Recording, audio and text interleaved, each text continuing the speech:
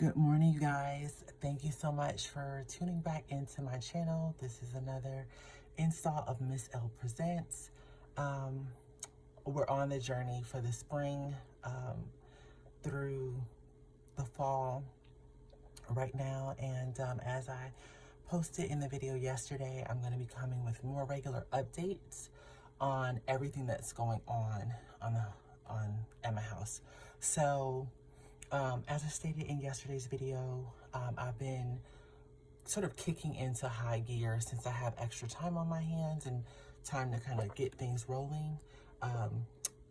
Kicking into high gear my Yardstead projects. I mentioned to you guys that I got quail. I bought 16 adult quail that came with cages. There was just a guy who had quail here locally in Georgia. He was on the south side of Atlanta, and he was trying to get rid of them. He didn't want them anymore. So it was a steal, pretty much. I had like 16 quail, I believe, and I bought them for like $100 with the cages. He had a watering system set up that I'm not actually using just because it doesn't work for my situation, but it came with all of that stuff, and it was a bargain, and it just made sense. If you're going to get into something for the first time and you don't know if it's something that you're going to be able to do, or something that you're going to actually like to do and want to put the time and effort into, it makes sense to get started as inexpensively as possible. So to buy adult birds, caging set up for $100, it was a no-brainer. Even if I decided not to keep the birds, I could probably have resold them, rehomed them to someone else and made all, if not 90, most of that money back. Good news is though, I like my quail. They've actually started laying eggs. I mentioned that in the video yesterday as well, I believe. I've been getting about, I would say average of maybe 2 to 3 eggs a day from the 8 girls that I have. Which tells me a couple things. It tells me, one, that some of them are still laying, and I have another month or so before I have any new quail laying. But it tells me that some of them are not laying. So what will probably happen with the older quail that I bought is that they will be butchered, and they'll go in the freezer. And then I'll use the new quail from the eggs that I purchased to start my new line of quail.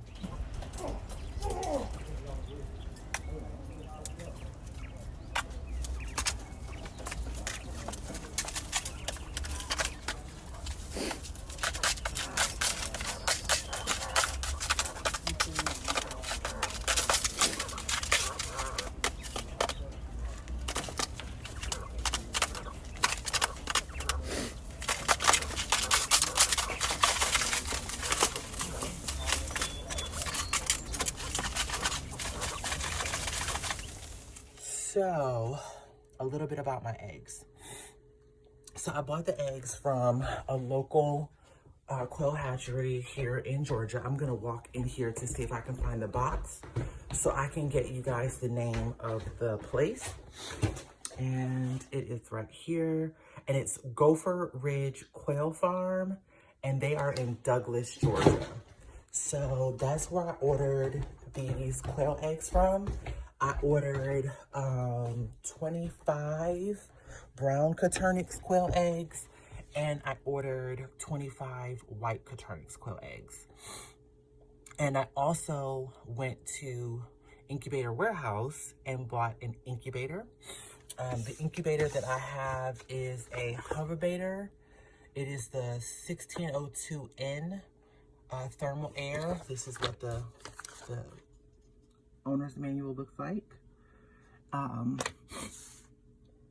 And so this incubator was rated really, really good from the YouTube channels that I subscribe to, and also the Facebook groups that I'm a member of. A lot of people are using, a lot of starter people, a lot of people that are in, kind of where I am in the process are using this type of incubator or get started with this type of incubator. This is what it looks like. And so you've got 2 windows. This is actually an air vent that I took a meat thermometer and put through so that way I can have an extra temperature gauge. The incubator that I bought, the setup comes with an egg turner. So let me just turn this around. So the incubator comes with an egg turner, and that's the automatic egg turner back there. These are the eggs. It comes with 6 rows of eggs, 6 rows of turners, and each one of them holds 7. So you can get 42 eggs in here. Now, if you see those 2 dots between the eggs, that is so you can insert a special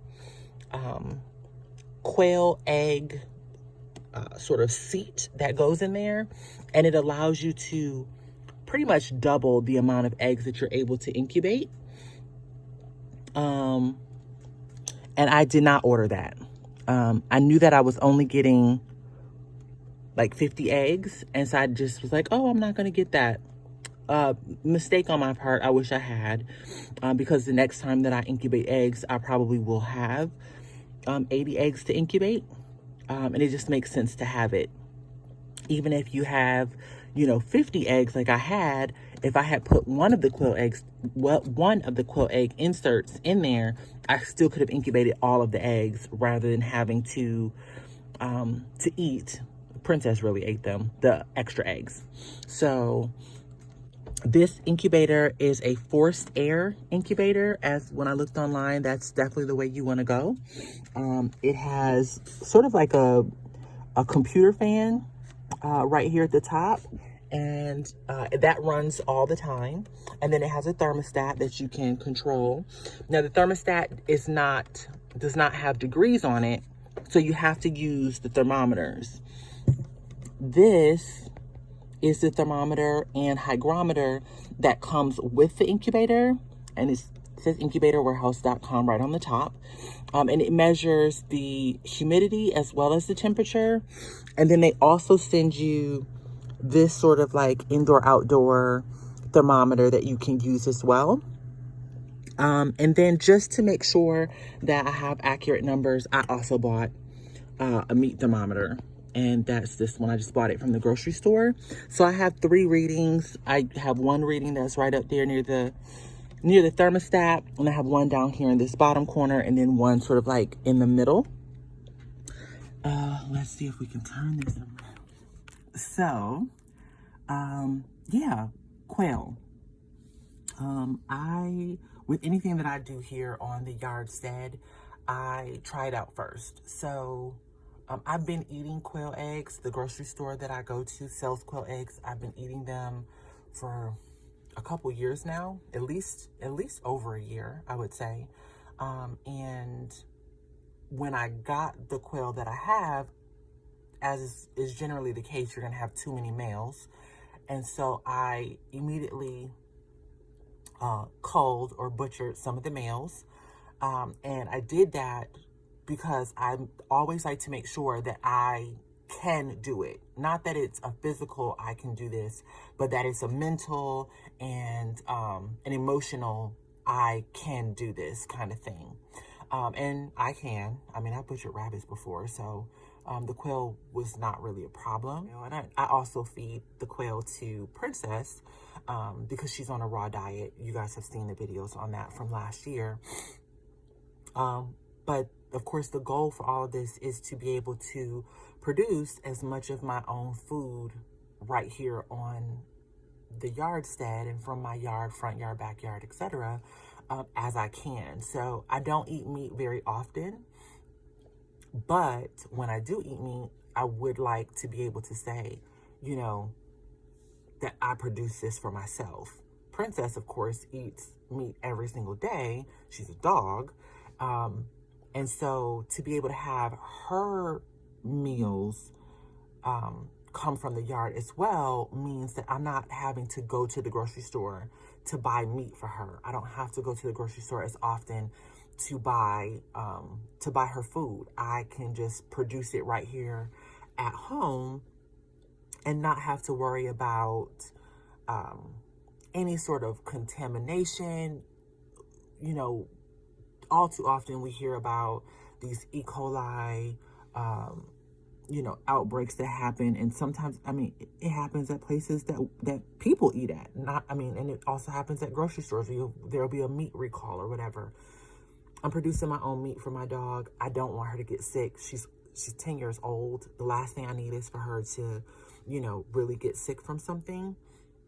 And it's just, to me, it's better to know that the meat that she's eating, I know what went into that meat from start to finish.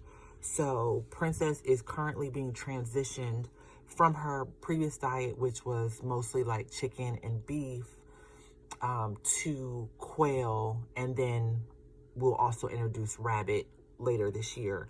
And her diet will then consist mostly of quail and rabbit, and then we'll add beef in and chicken in occasionally.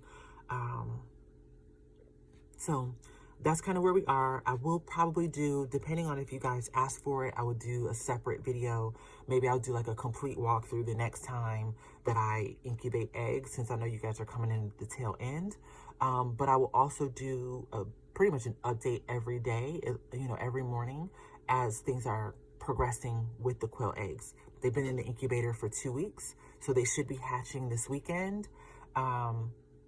I don't hear any pips out of them yet, but today is the day that I need to take them out of the egg turner, and they should start to go into their pipping and getting ready to hatch out within the next couple of days. So you guys will get an update from me tomorrow. As always, take care of yourselves out there. I love you guys. Kisses, and I will see you guys later.